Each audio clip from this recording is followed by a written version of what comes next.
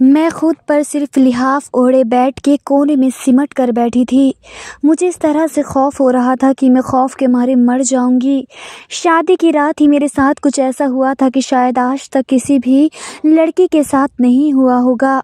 मैं नहीं जानती थी कि मेरी किस्मत में इस तरह का शौहर लिखा हुआ होगा। मैं बिन माँ बाप की लड़की थी। मैं बचपन में ही यतीम हो गई थी और ऐसे में मुझे मेरी फूफो ने पाल पोस कर बड़ा किया और फूफो ने आज इस आदमी के साथ मेरा निकाह कर दिया। वो शख्स मुझे निकाह करके लेकर आया था। मेरे आगे पीछे कोई नहीं था, ना ही मेरे माँ बाप थे और ना ही मेरा कोई बहन भाई थे जो मेरे शौहर से इसके रवैये की बाज पुरस्त कर सके। मैं बहुत बेबस और मजबूर थी और यही बेबसी और मजबूरी मेरे पाँव की सबसे बड़ी जंजीर बन गए थे। शादी के ख्वाब तो मैंने कभी नहीं देखे थे क्योंकि फूफो ने मुझे इजाज़त ही नहीं दी थी। मेरे लिए तो यही बहुत था कि एक शौहर मुझे मिल जाए। इस शख्स की उम्र लगभग 50 साल की होगी, लेकिन मुनासिब शक्ल वाला इंसान था। लेकिन मैं तो एक 18 साल की खूबसूरत लड़की थी। अभी अभी जवानी की दहलीज पर पहुंची थी। मेरे शादी का जोड़ा भी मेरे होने वाले शौहर ने फुप्पो को दे दिया था। मैंने वे पहन लिया और मेरी फुप्पो ने मुझे अच्छे से दुल्हन की तरह तैयार भी कर दिया था। तभी अपने शौहर को देखा था। रुखसती के वक्त इसने मुझे बुर्का नकाब पहनाया था, इसलिए मैं नहीं जानती थी कि किस्मत का ख़रीदार कौन है। मैं रोते धोते अपनी फुप्पो के घर से रुखसत होकर इमरान के साथ इसके घर आ गई थी। वो एक अमीर कबीर इंसान था और इतने बड़े घर में अकेला रहता था। इसका बहुत ही बड़ा आलीशान घर था। एक अच्छे पोश इलाके में साफ सुथरा बना हुआ था और इस आलीशान घर में मैं बस अकेला ही रहता था। मुझसे कहा था कि रिश्ते वाली ने जब मेरी तस्वीर बताई तो वह झट से मेरी तस्वीर को देखकर पसंद कर लिया था। लेकिन मैंने तो अपनी आंखों में आज तक कोई भी ख्वाब नहीं सजाए थे। मेरा हाथ पकड़ता हुआ इमरान मुझे सजाए हुए कमरे में ले गया और बेड पर बिठाया। फिर मुझे अपना बुर्का उतारने को कहा। फिर कुछ देर बाद आता हूँ यह कहकर वो कमरे से चला गया था। मैं इस कमरे में बैठी चारों तरफ देख रही थी और बड़ी खूबसूरती से इस कमरे को सजाया हुआ था। इस फूलों की खुशबू मेरी नाक से टकरा रही थी। अब मेरे दिल में भी शादी के जज्बात जाग रहे थे। बड़ी मुद्दतों के बाद मैं शादी के ख्वाब देख रही थी। मेरे दिल में शादी के लिए उमंगें लगी थी। मैं खुश हो गई थी और अपनी किस्मत पर रश्क कर रही थी। अब तक की महरूमियाँ मुझे इमरान के घर पर पूरी होती हुई नजर आ रही थी, लेकिन मुझे क्या पता था कि ये थोड़ी ही वक्त की खुशी है। खैर, कुछ देर बाद इमरान कमरे में दाखिल हुआ तो इसके कमरे में आते ही मेरे दिल की धड़कनें तेज भरने लगी थी। मेरे हाथ पैर कांप रहे थे। दिल तो बस एक लम्हे के लिए रोने को था। इसको देखते ही एक लम्हे के लिए मेरा दिल रुक सा गया था। अपनी आंखों के सामने इतना भरा वजूद देखकर मेरे दिल तो जैसे डर कर रह गया था। मुझे तो अपनी फूफो पर बहुत गुस्सा आ रहा था क्योंकि मेरी फूफो ने मेरे साथ बड़ी ज्यादती कर दी थी, क्योंकि मुझे इतनी उम्र वाले शख्स के साथ शादी कर दी थी और ये देखने में भी खूबसूरत नहीं था। मेरी जैसी खूबसूरत लड़की को तो इस तरह का बदसूरत शौहर मिला था, लेकिन ये तो मेरी किस्मत थी और मैं अपनी किस्मत से लड़ नहीं सकती थी क्योंकि मेरी कोई भी औकात नहीं थी कि मैं अपनी किस्मत से लड़ सकती। ना ही मेरे माँ बाप थे और ना ही कोई मेरा भाई बहन था जो मेरे रिश्ते के दरियाफात करते। मुझे तस्वीर दिखाकर मेरी रजामंदी पूछनी बस मेरी फुप्पो को ही जल्दी थी। मुझे किसी भी ऐरे गहरे से ब्याने की, क्योंकि वह मुझे अपने ऊपर बोझ समझती थी, इसलिए वह मुझे जल्द से जल्द ब्याह देना चाहती थी। खैर, अब इन सब का क्या फ़ायदा। मेरी शादी तो 50 साल के मर्द से हो गई थी और अब मुझे किसी भी हाल में इस रिश्ते को कबूल करना ही था। मैंने अपने दिल को मजबूत बना लिया और ये सोचा कि वक्त के साथ इमरान से मोहब्बत हो ही जाएगी। लेकिन मैं ये सब नहीं जानती थी कि मुझे शौहर की सूरत में एक दरिंदा मिला हुआ था। खैर, आज हमारी शादी की पहली रात थी। इमरान मेरे सामने चेयर पर बैठ गए और मेरे सामने ही टांग पर टांग डाली सिगरेट पीने लगे। मैंने तो दुल्हन के लिबास में सिमट कर बैठी हुई थी और ये मेरे सामने चेयर पर बैठकर अजीब नज़रों से मुझे देख रहे थे। इनकी बेबाक नज़रें मेरे पूरे वजूद पर सफ़र कर रही थी, जिसका यूं घूमना मुझे इस वक्त बेहद नर्वस कर रहा था क्योंकि मुझे इसके इस तरह से घूरना अच्छा नहीं लग रहा था। इसकी नज़रों से मुझे वह सुकून नहीं मिल रहा था जो हर बीवी को शादी की रात मिलता है। फिर कुछ वक्त बाद इसने सिगरेट का धुआं ऊपर छोड़ते हुए मुझसे कहने लगा, तुम्हें आज शादी की रात का पता है? इसके सवाल ने मुझे ठंडा करके रख दिया था। इसने पहले ही मुझे सुहागरात के बारे में पूछा था। मैंने ना में सर हिला दिया। इस तरह का सवाल मुझे बहुत शर्मिंदा कर गया और मैं शर्म से पानी पानी हो गई थी। फिर इसने कहा, अपना दुपट्टा उतारो। ये सुनकर तो मैंने इसे अजीब नज़रों से देखने लगी। मैंने हैरान भरी नज़रों से इसकी तरफ देखा था। मैंने तो सोचा कि ये प्यार से मेरे पास बैठेगा और मुझे एतबार बाद में लेने की कोशिश करेगा, लेकिन इसने तो मुझे सीधा सीधा बोल दिया कि मैं खुद ही अपना दुपट्टा उतारूं। इसके चेहरे पर ऐसे तासरात देखकर मैं मज़ीद घबरा गई थी। मुझे समझ ही नहीं आ रहा था कि मैं क्या करूं और क्या ना करूं। अब मैं सोच रही थी कि भला ये क्या तरीका है अपनी बीवी के साथ बात करने का। इसने सख्त लहजे में कहा कि तुम्हें सुनाई नहीं देता, जल्दी अपना दुपट्टा उतारो। ये इतना सख्त लहजे में कहने लगा कि मैं तो घबरा कर अपने दुपट्टे से पीने उतारने लगी। मेरे हाथ खौफ की वजह से लरज रहे थे। इमरान तो मेरे सामने बैठकर सिगरेट पे सिगरेट पी रहा था और मेरी तरफ टुकटुकी बांधे देखे जा रहा था। मैं तो उसकी अजीब सी फरमाइश पर नर्वस थी। मैंने तो घबराते हुए दिल के साथ अपना वो दुपट्टा उतार कर बेड पर रख दिया। अब तो उसकी नज़रों से मुझे उलझन हो रही थी। दुपट्टा उतार कर तो मुझे शर्म सी महसूस हो रही थी। वो फिर से कहने लगा, अब एक एक करके अपने ज़ेवरात भी उतारो। इसकी ये बात सुनकर मैं भी परेशानी में मुब्तला हो गई। मैं अब अगर इसे मना करती तो ये फिर से गुस्सा हो जाता, इसलिए मैंने इसकी बात मानकर आहिस्ता आहिस्ता इसे अपने तमाम ज़ेवरात उतार कर रख दिए। लेकिन इसके बाद इसने एक ऐसी बात कही जिसे सुनकर मैं फ़ौरन से बेड से उठकर खड़ी हो गई थी। इसकी बात को सुनकर मैंने साफ इनकार कर दिया, लेकिन मेरे इनकार पर तो जैसे इमरान गुस्से से लाल हो गया। गुस्से से इसकी आंखें सुर्ख होने लगी। मेरा सख्त वाला लहजा देखकर वो गुस्से से खड़ा हो गया और फ़ौरन से मेरे पास आकर कहने लगा, तुम्हारी हिम्मत कैसे हुई मुझे इनकार करने की? तुम्हें सुनाई नहीं दे रहा मैंने तुमसे क्या कहा है? इसके लहजे ने तो मेरी जान ही निकाल दी थी। मैंने भी कह दिया कि ये बात मैं आपकी नहीं मान सकती। मैंने भी इस बार गुस्से वाला अंदाज़ अपनाया था। इतने में ही इमरान तैश में आ गया। कहने लगा, अगर मेरी बात से तुमने इनकार किया तो मैं तुम्हारा ऐसा हशर बना के रखूँगा कि तुम सोच भी नहीं सकती। लेकिन मैं तो हरगिज़ भी इसकी बात नहीं मान सकती थी। मैंने इमरान के सामने चीख कर कहा कि मैं आपकी बात किसी कीमत पर भी नहीं मान सकती। इसने जैसे ही मेरी ये बात सुनी तो इसके हाथ की उंगलियों के निशान मेरे गाल पर छूट गए। इसने इतनी ज़ोर से मारा कि मैं गिरते गिरते बची थी। कहने लगा, कमीनी तेरी इतनी हिम्मत, मेरी बात से तू इनकार करती है? अपनी औकात भूल गई हो कि मैं तुम्हें कहाँ से उठा कर लाया हूँ? तेरी ऐसी औकात है कि मेरे पैरों के जूते के बराबर भी नहीं है। अगर तू मेरी बात से इनकार किया तो मैं तुझे जान से मार दूंगा। इसके कड़कदार लहजे पर मेरा दिल कांपा था। मैं रोने लगी। मुझे बिल्कुल भी अपने शौहर से इस तरह के सख्त रवैये की उम्मीद नहीं थी। मैं घबरा कर इससे पीछे हो गई थी। इसने मेरे बालों को दबोचा और मेरे बालों को पकड़कर अपने करीब कर लिया और गुस्से से कहने लगा, चलो अब खामोशी से वह करो जो मैं तुमसे कहता हूँ। मैंने इसके आगे हाथ जोड़ते हुए कहने लगी, मुझ पर रहम करे, जो आप कह रहे हैं मैं ऐसा बिल्कुल भी नहीं कर सकती। प्लीज़ मुझसे ऐसी गंदी हरकतें ना करवाओ। मैं ये सब नहीं कर सकती। मैं आपकी बीवी हूँ और आपकी बीवी होने से पहले मैं एक औरत हूँ।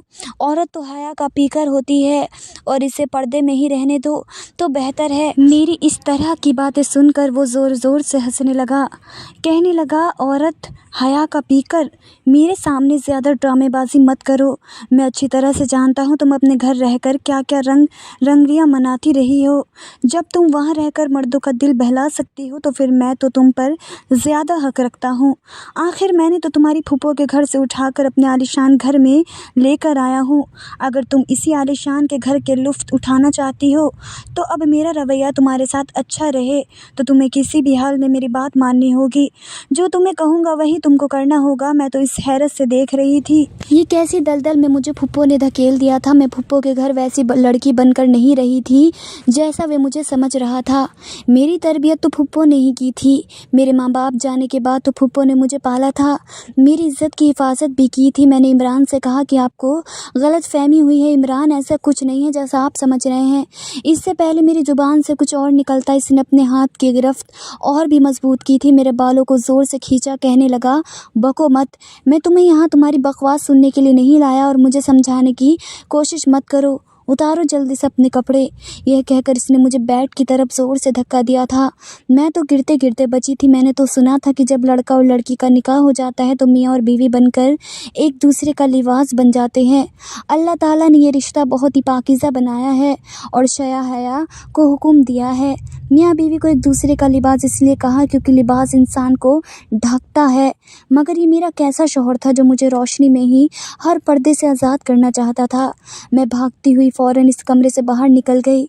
मैं तो इस घर में महफूज पनाह चाहती थी जो मुझे इस घर में नहीं मिल रही थी। ये शख्स तो फ़ौरन मेरे पीछे टपका और मुझे बाजुओं से पकड़ लिया और मुझे बुरी तरह से घसीटता हुआ कमरे में लाया।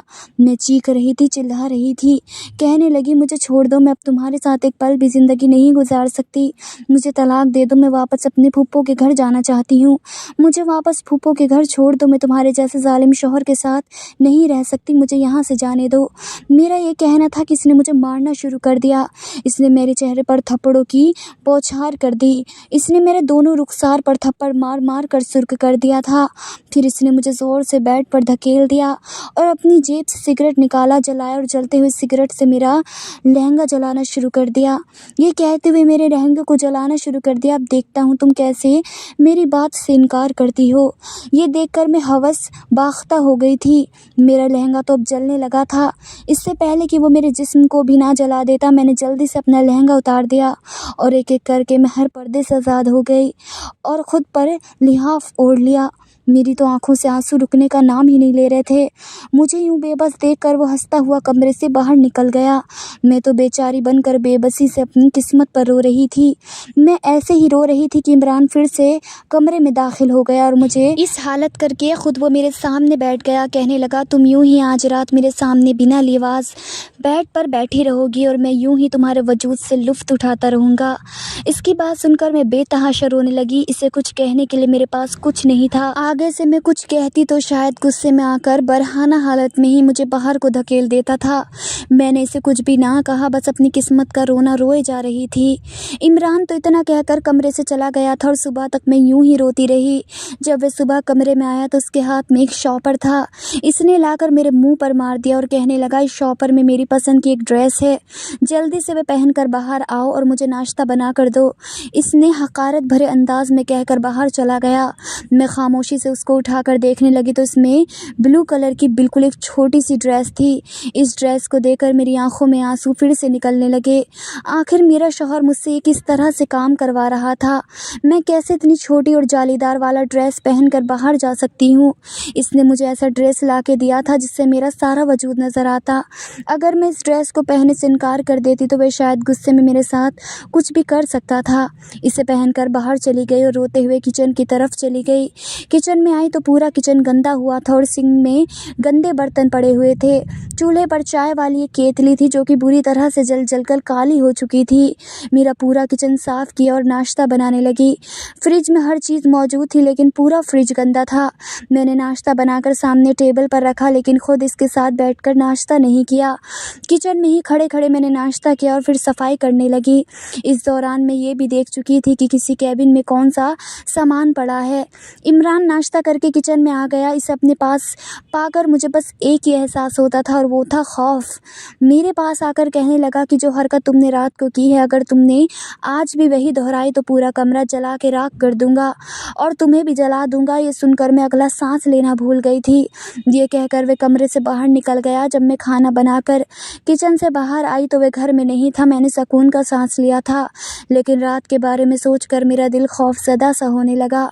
मैं अब तक समझ नहीं पा रही थी कि शख्स ऐसा क्यों कर रहा है। अगर इसे जुल्म सितम का निशाना ही बनाना था तो ऐसी बेसहारा लड़की को क्यों? वो तो बेचारी बचपन से ही दुख सहती हुई अपनी ज़िंदगी गुजार रही होती है। बहरहाल मैंने सोचा कि मुझे घर से भाग जाना चाहिए। ना जाने ये शख्स रात को मेरे साथ क्या हैवानियत का मुज़ाहरा करेगा। लेकिन मैं अपने कमरे में गई, छोटे से बैग में अपने चंद जोड़े डाले जो सुबह को लेकर आया था और बाहर जाने लगी। जैसे ही मैंने मेन गेट खोलना चाहा तो मेरे होश उड़ गए क्योंकि गेट को बाहर ताला लगा हुआ था और पूरा घर बंद था। घर में कुछ ऐसा भी नहीं था कि मैं कूद कर बाहर जा सकती। दीवारों के ऊपर भी इसने बड़े बड़े जंगले लगा रखे थे कि जिनको कूदना मुझ जैसी लड़की के बस की बात न थी। मैंने तमाम कमरों की खिड़कियां खोल के रख दी लेकिन सब पर लोहे का चुंगल लगा हुआ था। मुझे लगा जैसे मैं कैदी हूँ। मुझे अपनी किस्मत पर फिर से रोना आने लगा। रोते ही रोते मैंने रात का खाना बनाया था और जब इमरान घर के अंदर दाखिल हुआ मैं खौफ के मारे अपने कमरे में जाकर दरवाज़ा लॉक करके बैठ गई। मैं इसके आने से पहले ही खाना खा चुकी थी। मैं इसका सामना ही नहीं करना चाहती थी। मुझे इससे डर और खौफ महसूस हो रहा था। 5 मिनट ही मुझे हुए थे कि मेरे कमरे का दरवाज़ा इसने ज़ोर से खटका कि मेरा दिल ज़ोर-ज़ोर से धड़कने लगा। बड़े गुस्सीले अंदाज में कहने लगा, दरवाज़ा खोलो वरना दरवाज़ा तोड़ दूंगा और तुम्हारा वो हशर करूंगा कि याद करोगी किसके साथ तुम कमरे में बैठी हो, कौन है कमरे में तुम्हारे साथ। ये सुनकर तो मेरे होश उड़ गए थे। जिस तरह की हिफाजत ये अक़दाम इसने कर रखे थे, कौन यहाँ आ सकता था। मैंने फ़ौरन से दरवाज़ा खोल दिया। इसने मुझे बड़ी बुरी तरीके से पीछे धक्का दिया और कमरे की तलाशी लेने लगा। कभी बेड के नीचे, कभी पर्दों के पीछे, यहाँ तक कि अलमारी खोल के भी देखने लगा। मैंने कहा, आप कैसी हरकतें कर रहे हैं, यहाँ कोई नहीं है। वो कहने लगा कि तो फिर दरवाज़ा क्यों बंद करके लॉक कर रखा था, तुम मुझसे झूठ बोल रही हो। ये कहते हुए वॉशरूम में चला गया। शायद वो देख रहा था कि मैंने किसी को वहाँ तो नहीं छुपा के रखा। मैं समझ गई थी कि शायद शक्की मिजाज किस्म का शख्स है। पूरा कमरा देखने के बाद कहने लगा, अगर मैंने यहाँ किसी अजनबी को देखा तो तुम्हारे टुकड़े कर दूंगा। यह कहकर वो कमरे से बाहर चला गया। रात को इस शख्स की फिर से वही एक बात थी जो मुझे मेरी ही नज़रों में गिराने के लिए काफ़ी थी। लेकिन इस बार मैंने इख्तलाफ नहीं किया क्योंकि मुझ में मार खाने की हिम्मत ना थी। मुझे हैरत इस बात की हुई कि वो शख्स कमरे से बाहर निकल कर चला गया था। इसने अब तक मुझे छुआ तक ना था। अब तो यह हर रोज़ होने लगा था। वो तो मुझे सिर्फ अपनी आंखों से मेरे सारे वजूद का जायज़ा लेता और वो शख्स मुझे बेहिसाब करके बाहर निकल जाता। पूरी रात कमरे में नहीं आता था। रात को हमारे घर में इमरान के 2 दोस्त आए हुए थे। मैं इस वक्त गहरी नींद में थी जब मुझे कमरे के बाहर शोर सा सुनाई दिया। मुझे लगा जैसे मेरा शौहर किसी से लड़ रहा था। जैसे ही मैं कमरे से बाहर निकली तो इमरान के दोस्त और इमरान नशे में धुत थे और मेरे शौहर के साथ मिलकर मजाक कर रहे थे। जैसे ही मैं कमरे से निकली तो इमरान के एक दोस्त की नज़र मुझ पर पड़ गई और वे इमरान को तो ज़्यादा शराब दे देकर इमरान को होश से बेगाना कर गए थे। इसे यूँ मेरा करीब आता देखकर मैं जल्दी से कमरे की तरफ लपकी, लेकिन इमरान का दोस्त कमरे में तेज़ी से आ गया था। आते ही इसने कहा, कहाँ जा रही हो जाने मन। इमरान ने इतने दिनों से हमसे इतनी खूबसूरत लड़की को छुपा के रखा था और तुम तो इस छोटी सी ड्रेस में बिल्कुल क़यामत लग रही हो। अब तुम मुझे सुकून पहुँचाओगी, इमरान के धोखे की सज़ा तुम भुगतोगी। ये सुनकर तो मेरे होश उड़ गए थे। ये क्या बेहुदा बातें कर रहे हो, निकल जाओ मेरे कमरे से। मैं कोई ऐसी वैसी लड़की नहीं हूँ। इमरान ने मुझसे निकाह किया है और मैं इसकी बीवी हूँ। मेरा ये कहना था कि इसने ज़ोरों से हंसना शुरू कर दिया। कहने लगा, मुझे तो ऐसी ड्रेस में लग रहा था कि तुम किस तरह की लड़की हो। चलो शाबाश, अब से ज़्यादा नखरे ना दिखाओ मेरे सामने और आकर मुझे सुकून पहुंचाओ। ना जाने इमरान ने तुमको कितने दिनों से छुपा के रखा है। मैं इसके आगे हाथ जोड़ने लगी, विनती करने लगी, मगर इसने मुझ पर रत्ती बराबर भी रहम ना किया। फिर इसका साथी भी कमरे में आ गया, लेकिन इमरान तो नशे में धुत था। वो कैसे आज मेरी इज्जत बचा पाता। ये दोनों अपनी ज़बान होठों पर फेरते हुए मेरे करीब आने लगे। एक ने आकर मेरे हाथों को पकड़ लिया और दूसरे ने मेरा लिबास उतारता हुआ और साथ साथ मेरे साथ ज़बरदस्ती कर रहा था। मुझे बहुत रोना आ रहा था। मेरी आंखों से आंसू निकल कर बह रहे थे। मैं चीख रही थी, लेकिन मेरी चीखें इमरान के कानों तक नहीं जा रही थी। फिर ये दोनों लफंगे मिलकर मुझे बेड पर फेंका और मेरे साथ ज़बरदस्ती कर रहे थे। चीख चीख कर मेरा गला खुश्क हो चुका था। ये दोनों अपने बस में नहीं आ रहे थे। फिर मैं इतनी ज़ोर से अल्लाह को पुकारा तो कमरे का दरवाज़ा धड़ाम से खुला। सामने देखा तो दरवाजे पर इमरान खड़ा हुआ था और इसके हाथ में पिस्तौल थी। इसने फ़ौरन आकर इन दोनों के सरों पर पिस्तौल रखी। ये दोनों भाग गए और इमरान बेड की चादर खींचकर मेरे वजूद पर डाल दिया। मैं हैरानी से इसे देख रही थी। कल तक जो मुझसे बरहाना हालत में ही रखता था, वो आज मुझ पर चादर उड़ा रहा था और खामोशी से कमरे से निकल गया। मैं इमरान के इस बदलते हुए रवैये को समझ ही नहीं पा रही थी। एक पल में ये बिगड़ा हुआ इंसान इतनी जल्दी कैसे बदल सकता है। शौहर ने मेरे साथ कभी भी अच्छा रवैया नहीं रखा था। जितना जलील मुझे कर सकता था करता था। वजह तो मैं नहीं जानती थी, लेकिन जो कुछ मेरे साथ हो रहा था वह ज्यादती थी। इसके बावजूद मैंने इसके साथ अच्छा ही रवैया रखा था। इसकी पसंद का खाना बनाती थी, पूरा दिन इसका काम करती थी। कभी ऐसा नहीं होता था कि इसे किसी चीज़ की ज़रूरत हो और मैंने वे पूरी ना की हो। मैं जानती थी कि मेरा शौहर शक्की मिजाज है, इसलिए मैं तैयार बिल्कुल नहीं होती थी, बिल्कुल सादा रहने लगी थी। अब तो मेरे शौहर का रवैया भी कुछ बदलने लगा था। इस हादसे के बाद वो बहुत खामोश सा रहने लगा था। मेरे कमरे में बिल्कुल नहीं आता था। एक बार मैं किचन में बर्तन धो रही थी, हर किचन की सफाई कर रही थी। अक्सर मैं रात को ही पूरा किचन साफ़ करके सोती थी और इसी वक्त मेरा शौहर चाय का भी कह देता था। इमरान आजकल बहुत चुपचाप सा था। मैं सिंक में रखे गर्दे बर्तन धो रही थी कि जब वो किचन में आया। मैं समझ गई कि इसने चाय पीनी है, इसलिए मैंने फ़ौरन से चूल्हे पर चाय की केतली चढ़ा दी, क्योंकि मैं इसका हर काम इसके कहे बिना ही कर देती थी। ये देखकर इसने कहने लगा कि ऐसा करो, जाकर आराम करो, मैं अपने लिए चाय खुद बना लूँगा। मैंने कहा नहीं, मैं बना देती हूँ, वैसे भी अभी मुझे किचन में साफ़ करना है। ये कहना था कि वे मेरे सामने आकर खड़ा हो गया। कहने लगा कि किचन सुबह भी साफ़ हो सकता है, ज़रूरी नहीं कि तुम सारा काम करके ही सोओगी। ऐसा पहली बार हुआ था कि इसने ऐसे जुमले मेरे साथ बोले थे, वरना शुरू में तो वह मुझ पर बहुत सख्ती करता था। कहता था पूरा घर चमकाने के बाद तुम्हें सोने की इजाज़त है, इसलिए मुझे आदत सी हो गई थी। मैंने कहा कि नहीं, कोई बात नहीं, मैं आपको चाय बनाकर दे देती हूँ, लेकिन इसने इनकार कर दिया। कहने लगा जाओ जाके आराम करो, मुझे तुम वैसे भी थकी सी लग रही हो। ये सुनकर मैं हैरत से देखने लगी। ये बात सच के चंद दिन से वाकई थकी सी थी। घर के काम मुकम्मल करके मेरे चेहरे पर अब थकान के आसार मेरे चेहरे पर ज़ाहिर होने लगे थे। और दूसरी बात ये कि मुझे अपने शौहर की संगत की ख्वाहिश भी होने लगी थी। वो जैसा भी था, मुझे ज़िंदगी तो इसी के साथ गुजारनी थी। मैं अपने कमरे में आ गई, कुछ ही देर ऐसे ही लेटी रही। फिर ख्याल आया कि क्यों न अपने शौहर से बात करती हूँ कि आखिर वो मुझे किस बात की सज़ा दे रहा है, मेरे पास क्यों नहीं आता। ये सोचकर मैं उठकर बैठ गई। सोचा कि बात कर लेने में कोई हर्ज नहीं है, वो मेरा शौहर है, इससे नहीं कहूँगी तो फिर किससे कहूँगी। मैं कमरे से बाहर निकली और अपने शौहर के कमरे में चली गई, लेकिन सामने जो मंजर मैंने देखा, मेरे होश उड़ गए। वो जायनमाज़ बिछाए रो रहा था। ना जाने से किस बात का गम था, वो क्यों रो रहा था, मैं समझ नहीं पाई। लेकिन जैसे ही इसने मुझे देखा तो फ़ौरन से उठकर बैठ गया, अपनी आंखों से आंसू साफ़ किए और जायनमाज़ तय करके रखने लगा। फिर कहने लगा तुम यहाँ क्यों आई हो। मैंने कहा कि आप क्यों रो रहे थे। वो कहने लगा ये मेरे अल्लाह के मामले हैं। मुझे हैरत हुई कि वह नमाज भी पढ़ता है, अल्लाह को भी याद करता है। जो कुछ इसने मेरे साथ किया था वो तो बिल्कुल ही गैर इंसान सलूक था। मैं तो समझी थी इसका अल्लाह से कोई वास्ता नहीं होगा, वरना तो वो इतना संगदिल ना होता। मुझे वहीं खड़ा देख कर कहने लगा तुम जाओ यहाँ से। लेकिन मैं इसके पास आ गई और इसके साथ लग गई। मैंने कहा कि आप क्यों मुझसे दूर रहते हैं। मेरी बात सुनकर इसने फ़ौरन से मुझे खुद से अलग किया था। कहने लगा कि जाओ यहाँ से। मुझे लगा जैसे वह मुझसे कुछ छुपा रहा है। मैंने कहा कि मैं आपकी बीवी हूँ, आप क्यों मुझसे बात शेयर नहीं करते। मैं मियाँ बीवी तो वैसे एक दूसरे के साथ ही होते हैं।